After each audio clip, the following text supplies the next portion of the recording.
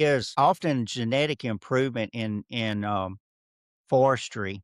It gets oversimplified, and you and I both know that when um, I remember my father. Let me just say it like this: I remember my father coming home one day, and we had had a timber harvest, and he come home and he said, "We are about to replant with second generation genetically improved seedlings." And he was just like, and they were called super trees. And he said, we're fixing to plant some super trees. And I remember thinking to myself, what in the world is a super tree? Is this something that is, like Superman from the outer space, or is this what is a super tree? So I think when, back in those times, it really oversimplified the tree improvement, and it nobody really knew what they were talking about, but it is so important, Graham. Yeah, and times have changed for sure.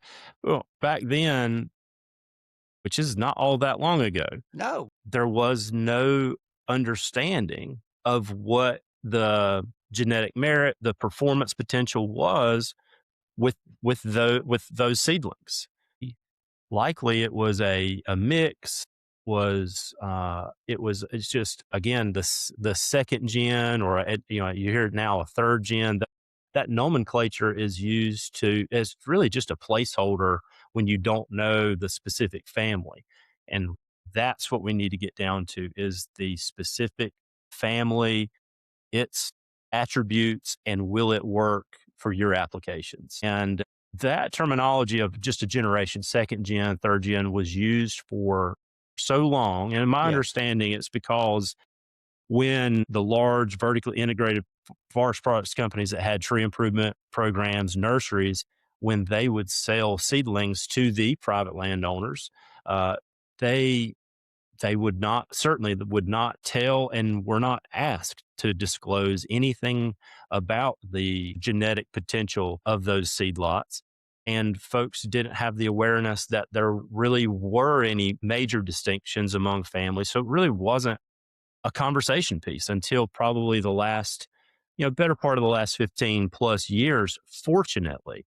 And I always like to make sure to get across to folks that are not in these conversations daily, weekly about, uh, optimization of genetics and silviculture. It may be a landowner that is making a reforestation decision, maybe for the first time or it's been a little while. I always like to say there are so many options down to the specific family, and it can seem a little bit daunting, but it is necessary in order for us to drill down, peel the layers on this onion, and make the right decision. Because whatever you plant, once you plant that family or that material, you cannot change the genetics. No, you You can't. could go and thin, you could fertilize, you can do herbaceous releases and a number of things.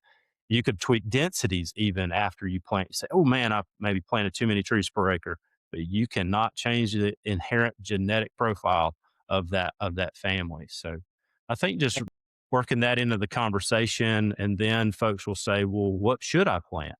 And then that's a whole other segment. Yeah.